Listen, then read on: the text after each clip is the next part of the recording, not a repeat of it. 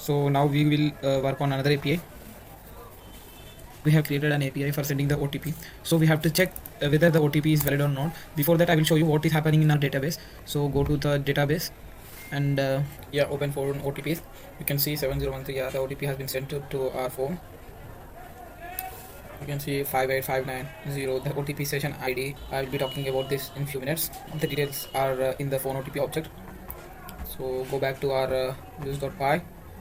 Yeah, here you can see that I have written the validate OTP.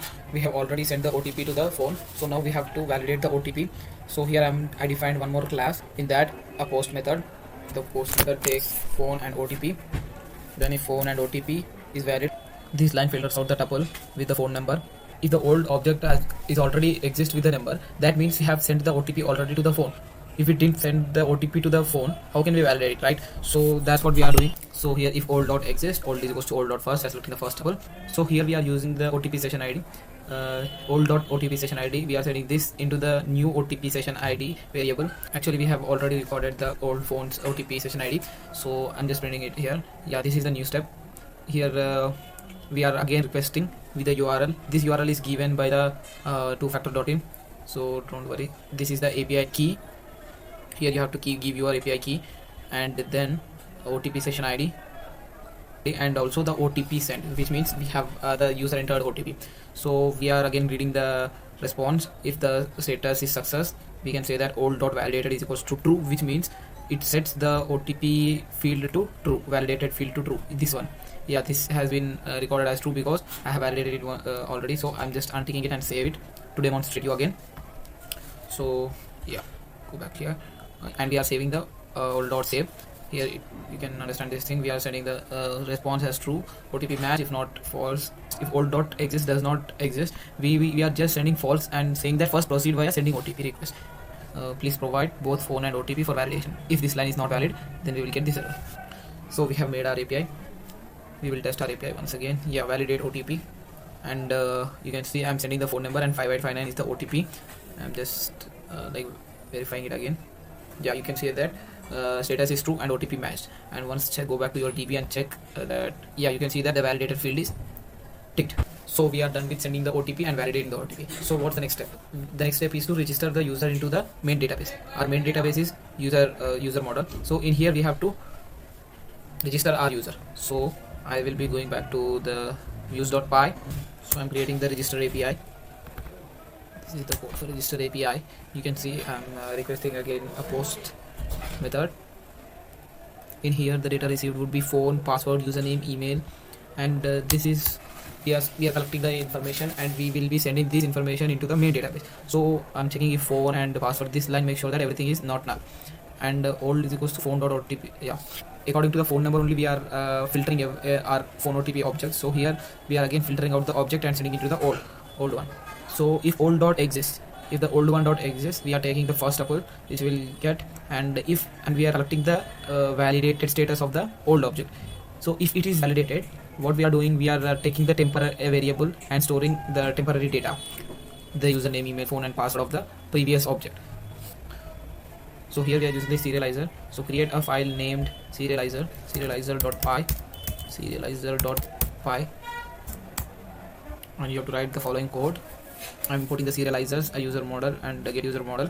So here we are setting all the fields and we are creating the user object. Yeah, next we have to go to the views.py and check yeah, and here if serializer dot is valid, then raise exception is true. So we are saving the serializer into the user and the user dot set password of old dot password.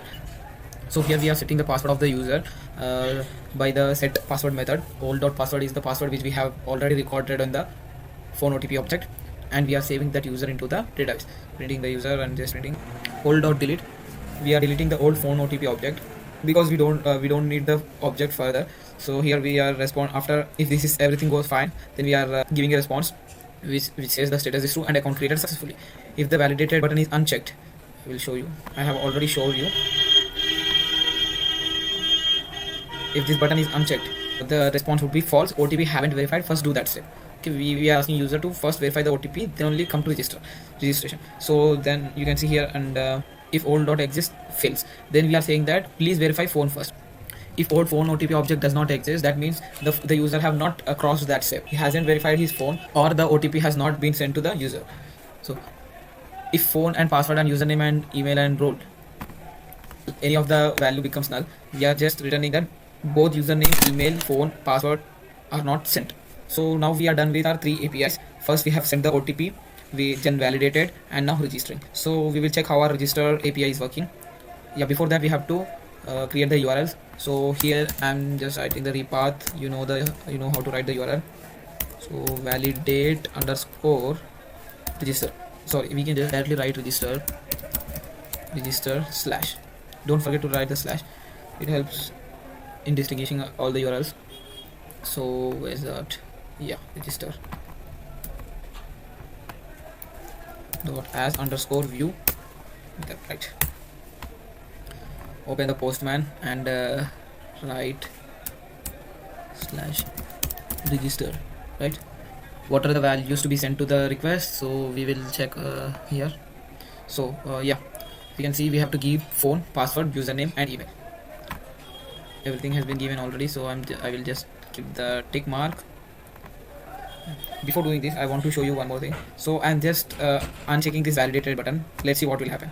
Okay, server isn't running. So yeah, I want to uncheck this validated button. So you can see that the validated is unchecked. I want to run this thing. Register. Okay, the values have been given. Yeah, I'm seeing that. Okay, you can see the status is fault. OTP haven't verified. First do that step. Understood? So whenever we are checking this validated button. So now you can see that our register API works fine. Okay, what the error? Okay, let's go back to the API. I think we haven't imported this thing. Okay, uncomment this line. Just leave this thing. Okay. Yeah, it should work fine now. We have to run the server.